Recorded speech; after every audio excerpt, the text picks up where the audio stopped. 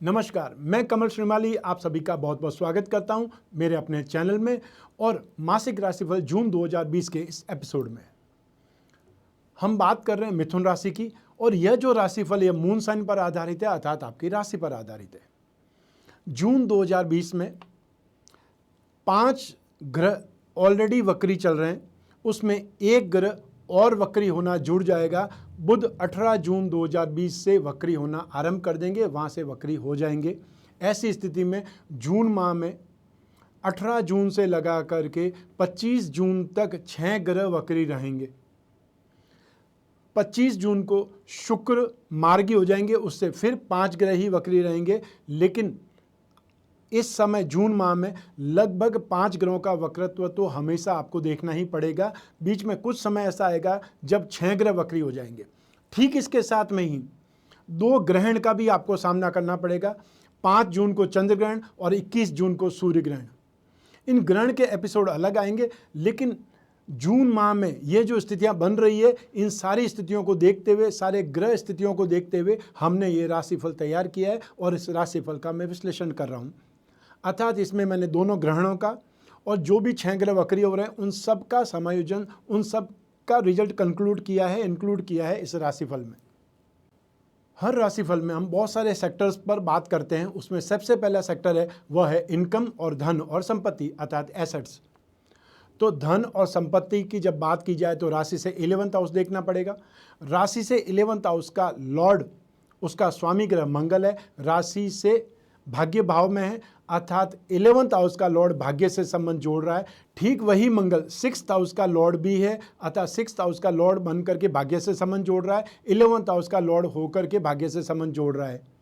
ऐसी स्थिति में आपको जो फल मिल सकता है, कर्ज का फल मिल सकता है, रोग का फल मिल सकता है, अर्थात इनकम के मामले में बहुत ज़्यादा संतुष्टि नहीं मिलेगी। आपको फाइनेंशियली अरेंजमेंट करना पड़ेगा अपने काम धंधे को चलाने के लिए, अपनी आवश्यकताओं की पूर्ति के लिए, और वो कर्ज, वो फाइनेंशियल बोरो आप आसानी से कर पाएंगे। अर्थात इस समय पैसा आपको मिल जाएगा। यह ग्रह स्थिति, यह जो मंगल की स्थिति है, यह आपको सपोर्ट करती है लोन लेने में, अपनी आवश्यकताओं की पूर्ति करने में।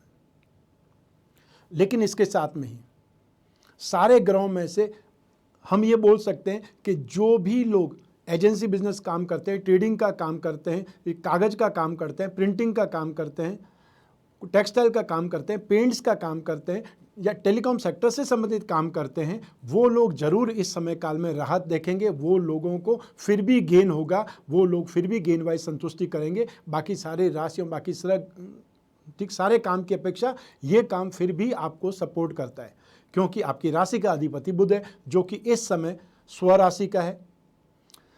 पंच महापुरुष में से एक योग भद्र महापुरुष योग का फल आपको मिलेगा। राहु आपकी कुंडली में उच्च राशि का है, लग्न में विराजमान है। शुक्र जो कि आपकी राशि से त्रिकोण भाव का अधिपति है, वह स्वग्रही है। लेकिन इसके साथ में सूर्य है, वो अपना काम करते रहेंगे, शुक्र को पीड़ित करने का काम भी करेंगे, क्योंकि सूर्य जब किसी ग्रह के साथ में होते हैं 10 डिग्री के भीतर भीतर उस ग्रह को अस्त कर देते हैं। उस ग्रह का प्रभाव होता है, शून्य हो जाता है, अर्थात वो ग्रह एक प्रकार से अंधा हो जाता है। एक और यहाँ पर स्थिति को काम में लेना पड़ेगा कि 11th हाउस का लॉर्ड मंगल है और वो मंगल स्वयं अपने खुद की 11th हाउस की राशि से 11th हाउस में है, वापस गेन से गेन में बैठा हुआ है। तो ऐसी स्थिति में जो भी मंगल से संबंधित काम करते हैं, चाहे वो बिल्डिंग मटेरियल का काम करें, चाहे वो होटल रेस्टोरेंट का काम करते हैं, स्पाइसेस का काम करते हैं, मसाले का काम करते हैं, सीमेंट का काम करते हैं, ऐसे लोग इलेक्ट्रिकल गुड्स से संबंधित काम करते हैं, उन लोगों को भी सपोर्ट मिल सकता है गेन वाइज इस समय काल में जून 2020 में। तो ये 2 स्थितियां आपके लिए फिर भी कारगर है। सबसे अच्छी स्थिति बुध की है और सेकंड स्थिति मंगल की है। लेकिन जो लोन चाहते हैं, जो पैसे की आवश्यकता के कारण कहीं न कहीं से, चाहे रिश्तेदारों से, फ्रेंड सर्कल से पैसा प्राप्त करना चाहते हैं, पैसे को मान लो टाइम बीइंग ही चाहिए, वो उनकी आवश्यकता पूरी होने वाली, इसमें कोई संशय नहीं है। अब बात करते हैं धन और संपत्ति की, एसेट्स की।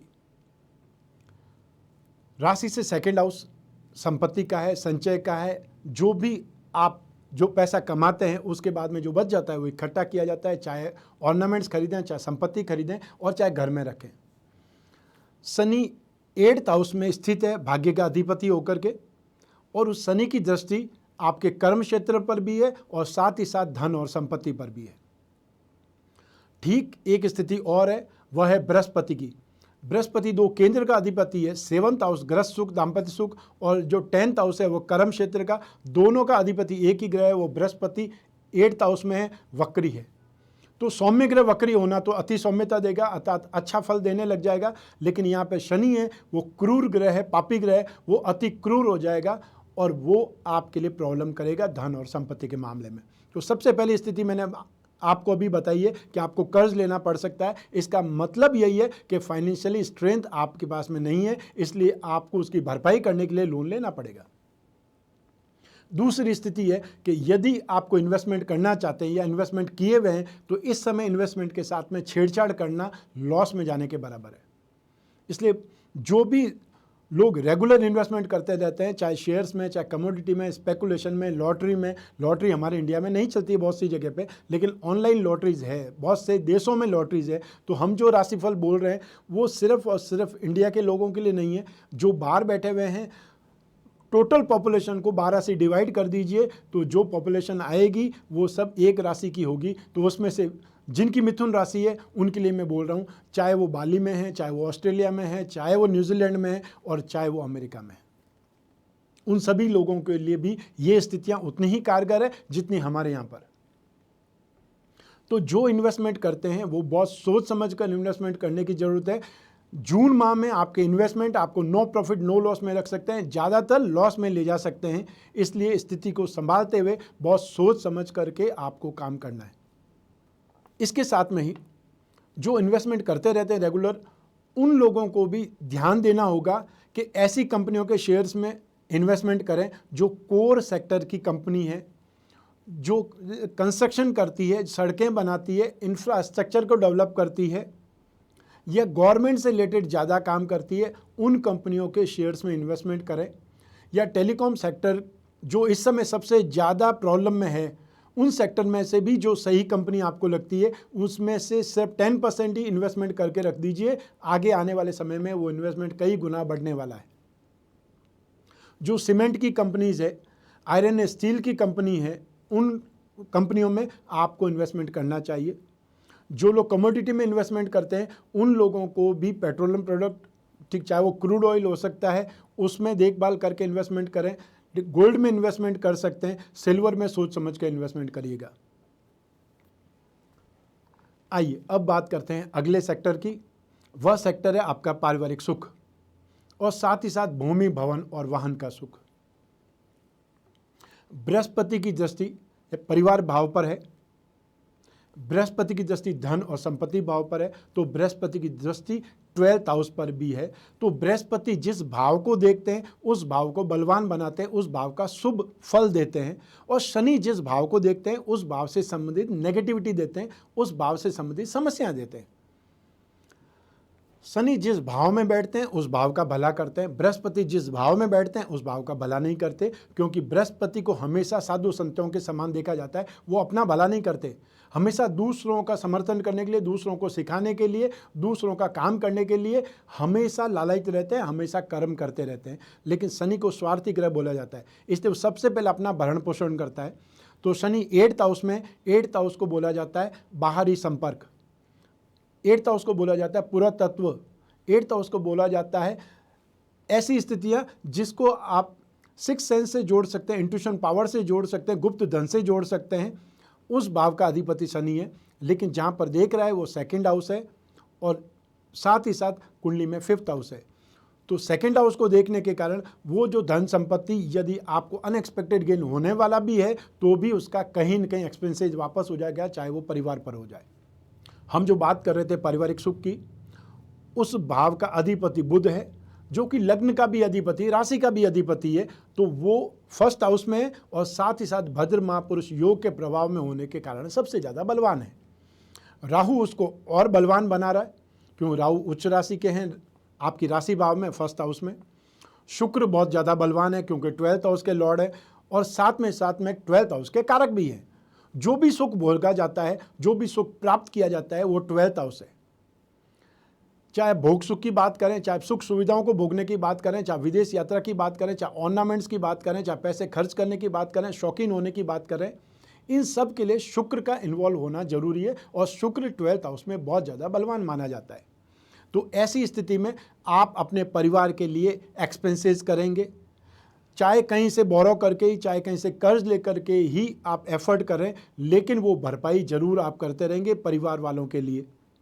मान लो किसी की फीस भरनी ही पड़ेगी, उसके लिए कोई चारा नहीं है। आपने टैक्स चुकाना है, देना ही पड़ेगा। मेंटेनेंस का बिल देना है, देना ही पड़ेगा। बिजली का बिल, पानी का बिल, या जो कोई भी खर्चे हैं, मान लीजिए आपके परिवारजन, आपकी अपनी संतान कोई बाहर रहती है, मान लो देश में ही किसी जगह पर रहती है, जो ही लॉकडाउन खुलेगा, हर कोई चाहता है कि उसके परिवार वाले एक बार आकर के पास में आ जाएं ताकि उनसे मिला जा सके।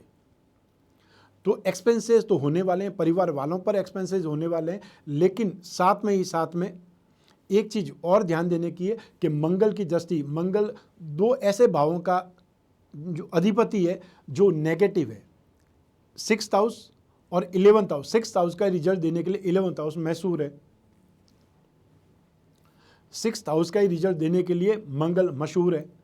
ऐसी स्थिति में आपने ध्यान देना है कि जो छोटे भाई बहन हैं, आपसे छोटे हैं, जो भी मित्रगण हैं, साथ में काम करने वाले लोग हैं, आपका स्टाफ है, वो आपके साथ में प्रॉब्लम क्रिएट कर सकते हैं, बदला निकाल सकते हैं, इंसल्ट कर सकते हैं। और आप भी अपने परिवार में रोज़ रोज़ की चिक चिक से परेशान हो जाएंगे, रोज़ रोज़ की जो डिमांड होती है उससे परेशान हो सकते हैं। तो सब मिला करके ये जो माहौल है जून 2020 में, इसमें आपको एडजस्टमेंट बिठाना पड़ेगा। आप संतुष्ट नहीं रह पाएंगे अपने घर में, अपने परिवार में, उन सब लोगों के बीच में। उसमें आपको एडजस्टमेंट बिठाने की ट्राई ज़रूर करनी पड़ेगी, और वो एडजस्टमेंट हद से ज़्यादा हो सकता है, बियॉन्ड द लिमिट हो सकता है, लेकिन परिवार है तो ये करना ही पड़ेगा। कहावत एक मशहूर है कि हाथ मिलाने से रिश्ते नहीं बनते हैं, हाथ थामे रहने से रिश्ते बनते हैं। कि आप नाजुक और विपरीत हालातों में भी हाथ थामे रखें अपने परिवार वालों का, अपने से छोटों का, चाहे वो बच्चे हैं, चाहे परिवार वाले हैं, और चाहे आपके अपने पेरेंट्स हैं। हर हाल में आपको रिश्ते निभाने होंगे, और रिश्ते निभाने के लिए कई बार कड़वे घूंट पीने पड़ते हैं, जहर के घूंट पीने पड़ते हैं, तो पीजिए। उसके अलावा कोई चारा नहीं है, क्योंकि ये समय टेम्परेरी है। हमेशा ऐसे हालात नहीं थे और हमेशा ऐसे हालात नहीं रहेंगे, लेकिन जो प्रेजेंट है उसको भोगना ही पड़ेगा। इतने बड़े लॉकडाउन में आपने देखा है कि कैसे रिश्ते नाते एक प्रकार से प्योर होते चले गए। आपने कभी सोचा था इतना लंबा समय आप एक साथ में रह पाएंगे? जो कुछ आप खो चुके थे वो सब कुछ आपने वापस पाया है, वापस आपने भोगा है, वापस आपने देखा है, रियलाइज़ किया है। यही सब कुछ आपको वापस ठीक भी करना पड़ेगा। आइए अब बात करते हैं इसी सेक्टर में दूसरी कड़ी, भूमि, भवन और वाहन सुख की। जैसा कि मैंने संपत्ति के क्षेत्र में बोलते हुए आपको बतलाया था कि ये समय इन्वेस्टमेंट का नहीं है, बहुत सोच समझ कर ही आपने इन्वेस्टमेंट भी करना है। और जहाँ तक आपने कोई प्रॉपर्टी खरीदने की बात है, ये समय काल अनुकूल नहीं है। जब तक बृहस्पति राशि से 8th हाउस में है, चाहे उसकी दृष्टि 4th हाउस में है, उसके बावजूद भी आपको बहुत ज़्यादा ध्यान रखना चाहिए, बहुत ज़्यादा सावधान रहना चाहिए। जो ही 30 जून 2020 को बृहस्पति अपनी राशि परिवर्तन करेंगे, वक्री होते हुए वापस धनु राशि में आएंगे, उस बृहस्पति की दृष्टि 11th हाउस पर होगी, आपकी राशि पर होगी, और साथ ही साथ आपके पराक्रम भाव पर होगी। उस समय यदि आप कोई डील करते हैं तो वो बहुत ज़्यादा अच्छी हो सकती है। और या फिर इस समय किसी चीज़ को, प्रॉपर्टी आपको पसंद आई हुई है, कोई डील पसंद आई हुई है, आपने उसको रोकथाम करनी है, तो सिर्फ और सिर्फ बातचीत करके उसे उलझा करके रख दीजिए। ठीक है, ये बोल सकते हैं टर्म्स एंड कंडीशन में आप रुक जाइए, सप्ताह पर रुक जाइए, मैं टर्म्स एंड कंडीशन फाइनल करता हूँ, ये प्रॉपर्टी मुझे पसंद है, आप किसी और से बात मत करिए। तो इस ढंग से बात करके आप उसको रोकथाम कर सकते हैं। और या फिर मिनिमम टोकन देख करके एक बार रुक जाइए, ताकि आप यदि बैकआउट भी होते हैं, पीछे भी खसक जाते हैं, तब भी बहुत बड़ा लॉस नहीं होगा। लेकिन यदि स्थितियाँ आपके पक्ष में हो जाती है और आप उस डील को क्रैक कर पाते हैं तो फ़ायदा हो सकता है। फ़ायदा होने के लिए मुझे लगता है जुलाई में स्थितियां आपके लिए ज़्यादा बेटर है, ज़्यादा कंफर्टेबल होगी। आइए अब बात करते हैं शिक्षा की। शिक्षा का अधिपति शुक्र है। शुक्र स्वग्रही है, सूर्य के साथ में है, और सूर्य आपकी कुंडली में पराक्रम के अधिपति हैं जो नाश भाव में है। ऐसी स्थिति में पराक्रम का नाश का अर्थ यहीं पर है कि जो कुछ भी आप एफर्ट कर रहे हैं जो कुछ भी आप काम कर रहे हैं, जो कुछ भी आपने मेहनत की है, उस मेहनत का फल नेगेटिव नहीं आ जाए, या जो एग्ज़ाम देने वाले हैं अपनी लापरवाही की वजह से वो एग्ज़ाम आपसे छूट नहीं जाए, स्किप नहीं हो जाए, ये आपने ध्यान रखना है। पराक्रम का लॉस का मतलब यही है कि नेम फेम को लेकर के परेशानी होना, कि जो आप इतनी बड़ी बड़ी बातें कर रहे थे, आपकी प्लानिंग बहुत ज़्यादा बड़ी थी, एक्सपेक्टेशन बहुत ज़्यादा बड़ी थी, और उसके सामने आप कुछ बहुत ज़्यादा बड़ा नहीं कर पाए, यह स्थिति आपको बदनाम कर सकती है, आपको अपने परिवार में ही नेगेटिव बना सकती है। इस स्थिति को संभालने के लिए आपने बहुत ही कंसंट्रेट के साथ में, बहुत कंसंट्रेशन के साथ में और बहुत हार्ड वर्क के साथ में अपने आप को आगे बढ़ाना पड़ेगा। लॉकडाउन ख़त्म हो चुका है, जून में परिस्थितियां बहुत हद तक सामान्य हो रही है, ट्रेन और फ्लाइट्स स्टार्ट हो चुकी हैं, अखबार में आ चुका है, न्यूज़ में आ चुका है, तो हम नॉर्मल की हद तक पहुंचने वाले हैं। जून एंड होते होते मुझे नहीं लगता कि कोई रेस्ट्रिक्शन की बातें बाकी बचेंगी। हम सब कुछ नॉर्मल की हद को पार कर चुके होंगे, अर्थात नॉर्मल लेवल तक, जैसा कि पहले था मार्च स्टार्टिंग में, वैसी ही स्थिति में हम वापस देखने वाले हैं, इसमें कोई शंका की बात नहीं है।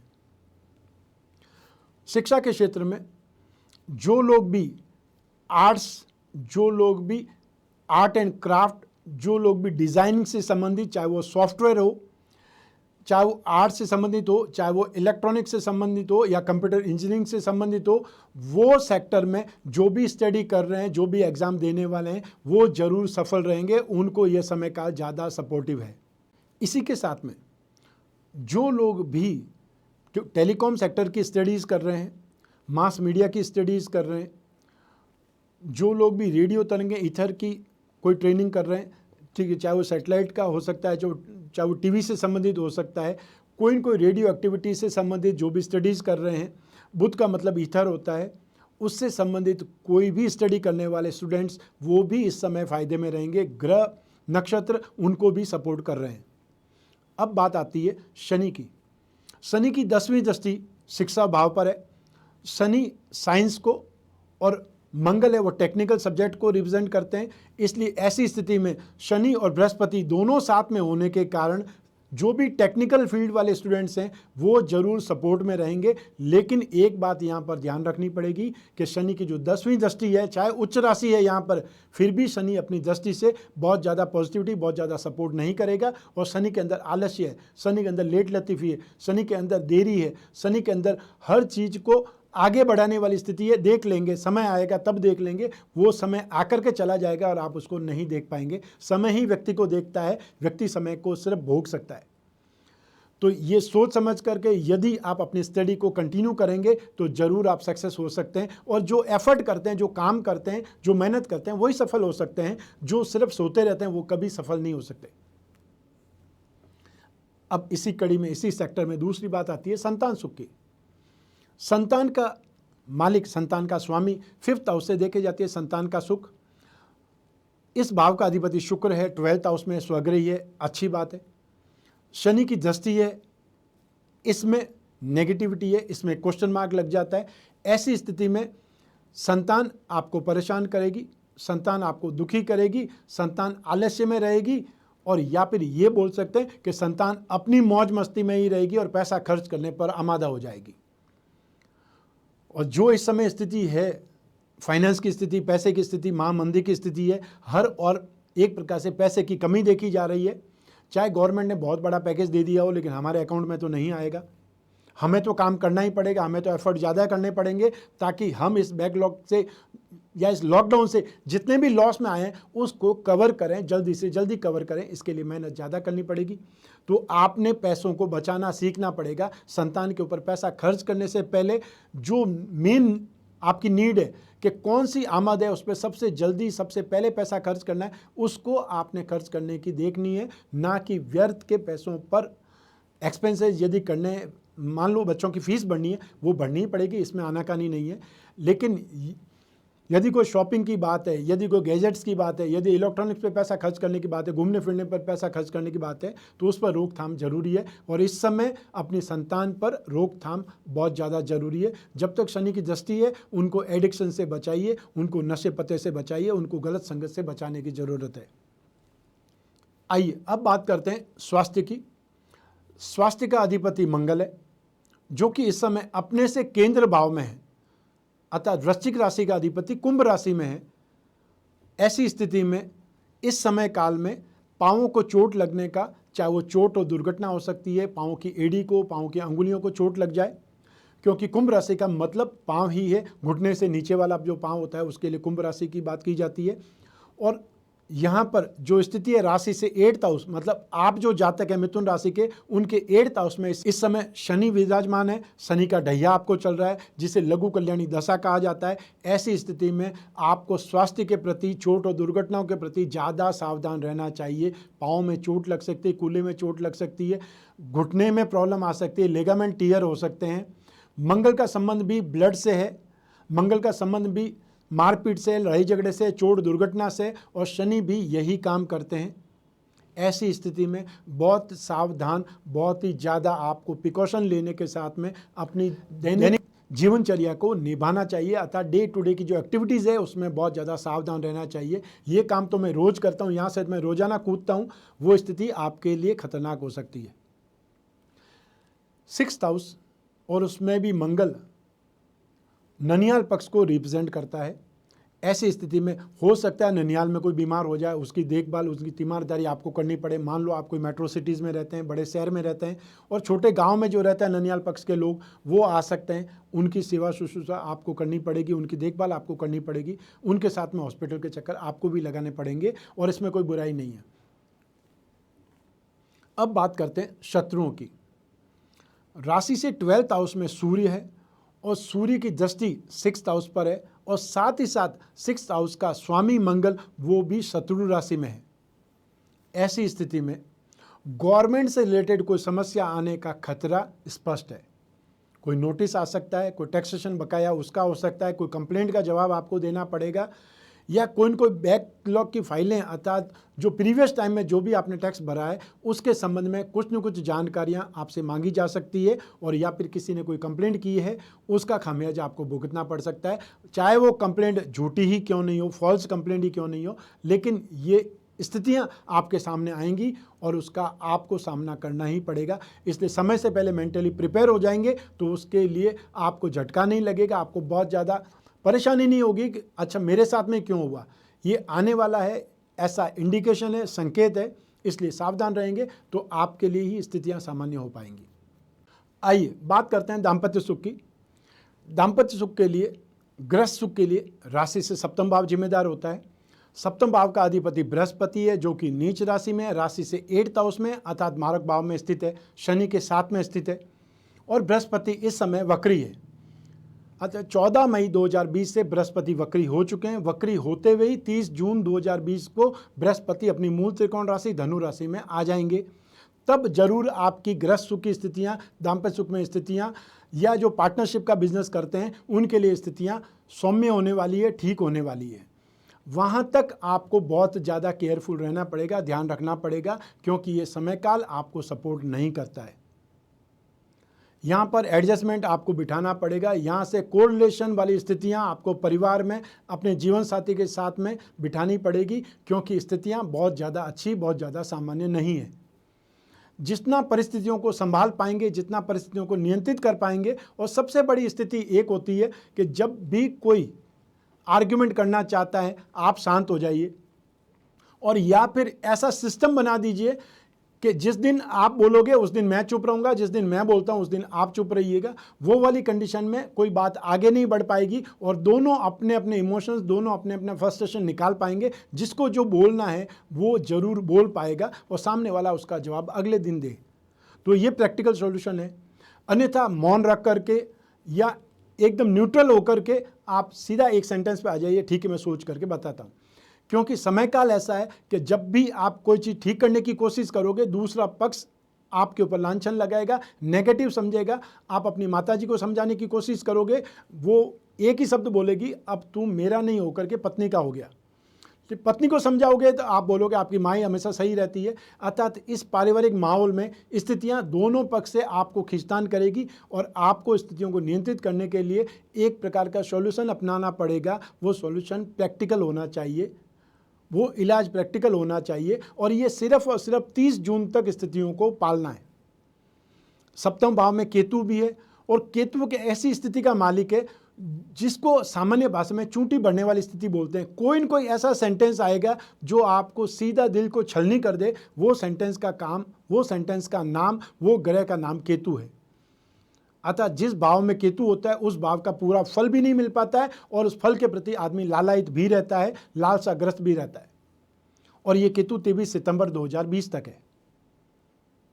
इसलिए जहाँ तक संभव हो इस माह को गृह सुख और दाम्पत्य सुख से संबंधित जो रिक्तता है उस रिक्तता को एडजस्टमेंट कीजिए, मेंटेन कीजिए कि कैसे ही करके ये समय काल आसानी से पार हो जाए, निकल जाए। जो हाउसवाइफ्स हैं उनको बहुत ज़्यादा केयरफुल रखने की स्थिति ज़्यादा है, क्योंकि उनके ऊपर जिम्मेदारियां ज़्यादा होती है, संतान के प्रति, अपने पेरेंट्स के प्रति, अपने खुद के पियर पक्ष के प्रति और हस्बैंड के प्रति, और जो घर में सास ससुर है उनके प्रति, और जो जॉइंट फैमिली में रहते हैं उनकी तो बात और ज़्यादा स्ट्रॉन्ग और ज़्यादा जिम्मेदारी भरी हो जाती है, क्योंकि ऐसी स्थिति में उनके ननंद, उनके देवर, जेठ, जॉइंट फैमिली में रिश्ते नाते बहुत ज़्यादा एक साथ में एडजस्टमेंट करने पड़ते हैं। तो ऐसी स्थिति में आपको सहन करना ज़्यादा पड़ सकता है। सहन करेंगे, ये माह निकल जाएगा, उसके बाद में आपकी वाहवाही भी होगी, आपका यश गुणगान भी होगा। ऐसी स्थिति में यह समय काल को सोच समझ करके पार कर दीजिए तो आपकी स्थिति और ज़्यादा बेटर होने वाली है। फ्यूचर अच्छा है, एक शब्द में आप समझ लीजिए। अब बात करते हैं प्रेम प्रसंगों की। राशि से 5th हाउस, उसका स्वामी शुक्र, वो स्थिति राशि से 12th हाउस में अच्छा है, शुभ है, प्रेम प्रसंगों के लिए योग्य है। सप्तम भाव का अधिपति बृहस्पति जो नीच राशि में नेगेटिव है, राशि से 8th हाउस में, ये सब मैंने बखाना भी किया है, और 7th हाउस में केतु भी विराजमान है। ऐसी स्थिति में जो प्रेम प्रसंगों की स्थिति है वो नेगेटिव स्थिति है। अर्थात आप यदि प्रेम प्रसंगों में हैं, आप यदि लिव इन में रहते हैं, आप यदि गहरी मित्रता में, तो आपको बहुत समझ बूझ करके वार्तालाप करना चाहिए, आर्ग्यू करना चाहिए, बात करनी चाहिए। अन्यथा आपकी छोटी सी बात का बतंगड़ बन सकता है, बहुत बड़ा इश्यू बन सकता है। ऐसी स्थिति में बहुत सोच समझ करके धैर्य से समय को पार कीजिए। और यदि कोई डिस्टेंस मेंटेन हुआ है लॉकडाउन में, तो 1 महीने तक अपनी तरफ से उस लॉकडाउन को प्रेम प्रसंगों पर लॉकडाउन 5.0 कर दीजिए, 5.0 आप खुद लगा लीजिए, वो आपके लिए अच्छा है। भाग्य का साथ, भाग्य का अधिपति शनि है, स्वग्रही है, भाग्य का अधिपति होकर के इस समय वक्री है। ऐसी स्थिति में ये मैं कह सकता हूँ कि भाग्य का साथ आपको मिलेगा, लेकिन कुछ न कुछ कठिनाइयों के साथ में, असंतोष के साथ में। अतः जब वो लास्ट मिनट आएगा तब उसका सुख मिल जाएगा, अन्यथा संघर्ष करने के बाद में ही आपको सुख नसीब हो सकता है, भाग्य का सुख, भाग्य का साथ नसीब हो सकता है, क्योंकि उसका अधिपति, भाग्य भाव का अधिपति शनि खुद इस समय पीड़ित है, अष्टम भाव में भी है, वक्री भी है। अब बात करते हैं कैरियर की। तो कैरियर का अधिपति बृहस्पति है, शनि की तीसरी दृष्टि वो कैरियर भाव पर है, और शनि और बृहस्पति आपस में मित्र है नहीं। ऐसी स्थिति में शनि की जो दृष्टि है, शनि की तीसरी दृष्टि फिर भी अच्छी मानी जाती है, लेकिन शनि की दृष्टि है तो विनाशकारी, है तो कष्टप्रद, है तो दुख देने वाली। ऐसी स्थिति में मीन राशि पर शनि की तीसरी दृष्टि होने के कारण पाँव में, एड़ी में प्रॉब्लम हो सकती है, थायराइड ग्लैंड में प्रॉब्लम हो सकती है, और साथ ही साथ जो लोग भी अपना काम करते हैं, अर्थात जो सेल्फ प्रोफेशनल हैं, उन लोगों की प्रोफेशनल लाइफ में बहुत ज़्यादा इम्प्रूवमेंट आने की संभावना नहीं है, अर्थात उनको खींचतान करके अपना काम निकालना पड़ेगा। जो लोग जॉब में हैं, बहुत अच्छे ढंग से सुन लीजिए कि आपके जॉब पर, आपकी नौकरी पर तलवार लटक रही है। बहुत से लोग नौकरी खो चुके हैं, आपका नंबर नहीं आए, इसलिए बहुत सोच समझ करके काम कीजिए, गॉसिप से दूर रहिए, दूसरों के बहकावे में आकर के मैनेजमेंट के साथ में पंगा मत लीजिए, हड़तालबाजी या कोई भी उग्रवाद, कोई भी ऐसी चीज़ दिमाग में मत लाइए जिससे आपकी नौकरी जो अभी तक टिकी हुई है वो और आगे बढ़ जाए, खतरा और ज़्यादा बढ़ जाए। वैसी स्थिति में अपने आप को बचाना सबसे ज़्यादा जरूरी है। शनि दुख देने वाला ग्रह है। जो अपना खुद का बिजनेस कर रहे हैं, क्योंकि बृहस्पति का बिजनेस कन्फेक्शनरी आइटम का बिजनेस है, बृहस्पति का बिजनेस फाइनेंस का बिजनेस है, यूटेंसिल्स का बिजनेस है, तो इस समय जो स्थिति बिजनेस की है वो यों भी बहुत ज़्यादा खराब है, असंतोष व्याप्त है, मार्केट की स्थिति बहुत खराब है, कहीं पर सेल नहीं है, ऐसी स्थिति में जो सामान खराब हो चुका है लोगों का, उसको निकालना भी उनके लिए बहुत भारी है। तो आपने बहुत सोच समझ करके एक प्रकार से प्लानिंग करनी पड़ेगी। अब इस समय काल में, लॉकडाउन के बाद में जो स्थितियां बन रही है, उसमें क्या प्लानिंग करें, क्या नया आइडिया लगाएं, क्या युक्ति लगाएं और क्या दूसरों से अलग काम करें जिससे आप आगे बढ़ पाएं, क्योंकि जिसको जो काम आता है वो ही काम करेगा। मैंने कंप्यूटर की डिग्रियां लेने के बावजूद भी मैं ज्योतिष कर रहा हूं कि मुझे यही आता है, मेरे खानदान वाले यही सब करते थे, मेरे फादर यही करते थे, मेरे बड़े पिताजी यही करते थे, सभी हम लोग यही करते हैं, भाई बहन आज की तारीख में सब यही करते हैं, क्योंकि हमारे खून में ज्योतिष ही बसी हुई है। तो ऐसी स्थिति में मेरा समय कितना भी खराब हो जाए, मैं कोई दूसरा काम नहीं कर सकता, क्योंकि मुझे आता भी यही है। तो हर हालत में जिसको जो काम आता है वही वो काम कर सकता है। और जिन लोगों का शौक होता है एक से ज़्यादा काम करना, वो जरूर 2-3 काम हैंडल कर सकते हैं, लेकिन आप तो ऐसा नहीं कर सकते। तो ऐसी स्थिति में जो भी अपना बिजनेस कर रहे हैं, फाइनेंस से संबंधित बिजनेस है, एजुकेशन से संबंधित बिजनेस है, उन लोगों को इस समय काल में अपने दिमागी घोड़े दौड़ाने चाहिए। इस समस्या से निकलने के लिए क्या नया सोच सकते हैं, उस प्रेजेंट बिजनेस को ठीक करने के लिए क्या स्टाइल अपना सकते हैं, क्या कोई न कोई युक्ति अपना सकते हैं, क्या कोई डिस्काउंट स्कीम अपना सकते हैं, या क्या लोगों को प्रलोभन दे सकते हैं जिससे आपका कामकाज आगे बढ़ पाए। तो सोच समझ करके इस समय काल को स्पेशली 30 जून तक निकालना जरूरी है। 18 जून 2020 को मंगल जब अगली राशि में आ जाएगा, मीन राशि में आ जाएंगे, राशि से 10th हाउस में आ जाएंगे और राशि से 10th हाउस में मंगल को दिग्बल प्राप्त है। ऐसी स्थिति में जरूर आपको सपोर्ट हासिल होगा और 30 जून के बाद में व्यापारिक गतिविधियों में इंप्रूवमेंट आएगा, इसमें कोई संशय नहीं है। आपकी खुद की पर्सनल लाइफ में और आपकी फाइनेंस लाइफ में, बिजनेस लाइफ में, इन सब में इंप्रूवमेंट आएगा, प्रोग्रेस होगी। वापस जो नवंबर से लगा करके मार्च तक स्थिति थी, वैसी ही स्थिति वापस आप देखने वाले हैं। सिर्फ इस माह को खत्म होने का इंतजार कीजिए। आइए अब बात करें पिता के सुख की। राशि से 10th हाउस से पिता का सुख देखा जाता है। उस भाव का अधिपति बृहस्पति वीक है, पीड़ित है, अष्टम भाव में है और नीच राशि में। जो पिता का जो कारक है वो सूर्य है, 12th हाउस में, नाश भाव में। ऐसी स्थिति में यदि आपके पिताजी कोई प्रोफेशन से जुड़े हुए हैं, कोई जॉब से जुड़े हुए हैं, तो उनको सपोर्ट की ज़रूरत है। उनके ऊपर प्रॉब्लम आ सकती है या आ चुकी है, उनकी हेल्थ खराब हो सकती है, वो बहुत ही नेगेटिविटी में, डिप्रेशन में हो सकते हैं। उनको सहयोग की, सपोर्ट की ज़रूरत है। आप उनके साथ में बात कीजिए, जो भी इमोशंस है वो शेयर कीजिए, सपोर्ट कीजिए। और यदि कोई ऐसी अनहोनी हो भी चुकी है कि नौकरी नहीं रही है, तो कोई बात नहीं, आज तक ऐसी स्थितियां कोई पहली बार तो हुई नहीं है। नौकरी गई है तो बिजनेस करेंगे या वापस नौकरी की ट्राई करेंगे। ये जो स्थिति है, ये स्थिति हमेशा नहीं रहेगी। ये महामंदी की स्थिति भी वापस 3 महीने बाद में बहुत इम्प्रूव करेगी, ठीक हो जाएगी। अर्थात आपने जुलाई, अगस्त, सितंबर तक इसको ध्यान रखना है, देखना है। अक्टूबर में स्थितियां आपको कंट्रोल होती हुई नजर आएगी और 6 अप्रैल 2021 के बाद में ये फाइनेंशियल सिनेरियो काफ़ी हद तक ठीक हो जाएगा, अर्थात वापस इंप्रूवमेंट की सीढ़ियों पे चढ़ने लगेंगे। ये था राशिफल जून 2020 के लिए, आप मिथुन राशि वाले जातकों के लिए। यह एपिसोड आपको कैसा लगा, यह राशिफल आपको कैसा लगा?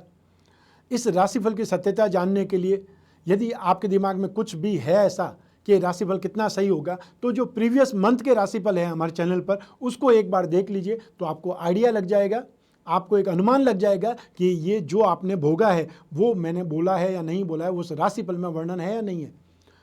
तो उससे आप एक प्रकार से परसेंटेज का अंदाजा लगा सकते हैं कि ये राशिफल आपके ऊपर कितना सत्य घटित होता है। यदि इस राशिफल में और कुछ जोड़ना चाहते हैं, आपके कोई सुझाव है, तो जरूर हमें कमेंट बॉक्स में बतलाइए। इस समय काल में हम सिर्फ टेलीफोनिक सर्विसेज, अतः कंसल्टेंसी से संबंधित, एस्ट्रोलॉजी से संबंधित जो सर्विसेज है वो टेलीफोनिक कंसल्टेंसी के माध्यम से या वीडियो कॉन्फ्रेंसिंग के माध्यम से ही दे पा रहे हैं, क्योंकि इस समय हमने सारे शेड्यूल, जब तक स्थितियां नॉर्मल नहीं हो जाती है, जब तक सारे शेड्यूल कैंसिल कर रखे हैं।